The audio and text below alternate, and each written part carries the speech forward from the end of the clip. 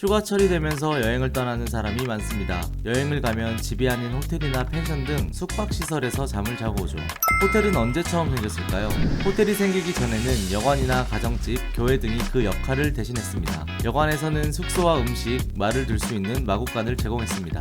또 일반 가정집이나 귀족의 저택 등에 대가를 제공하고 묵을 수도 있었죠. 고대 그리스와 로마에서는 온천이 있는 지역에 숙박업소를 설치해서 운영했습니다. 교회와 수도원에서도 여행객이 묵을 수 있었는데 특히 여행자가 병에 걸린 경우 교회에서 보살핌을 받을 수 있었죠. 환대를 뜻하는 라틴 단어 호스피탈리타스가 각각 병원과 호텔의 어원이 됐다고 합니다. 여행을 떠날 수 있는 계층이 상류층 등으로 한정돼 있고 여행자 수가 많지 않았던 고대나 중세에는 이러한 시설로도 충분히 숙박 수요를 감당할 수 있었습니다.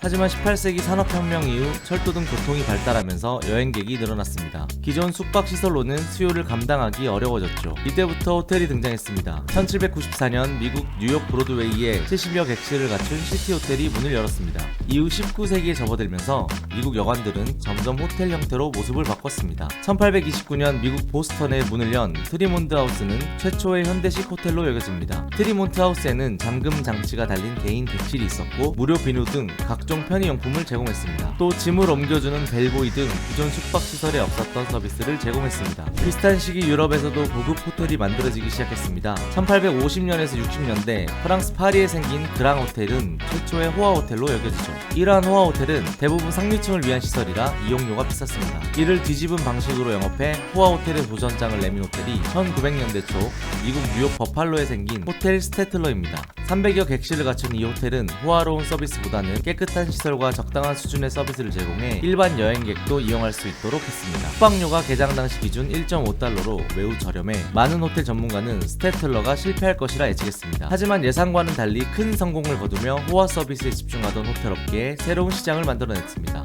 우리나라는 개항 이후 국내에 들어온 서양인들이 주막 등 기존 숙박시설을 불편하게 여기면서 호텔이 생겼습니다. 1888년 일본인이 인천에 세운 배불 호텔이 한국 최초의 서양식 호텔입니다. 당시 경인선이 개통하기 이전이라 인천에 도착한 외국인들이 보통 하루 이상 인천에 머물렀고 그래서 인천에 최초의 호텔이 생겼다고 합니다.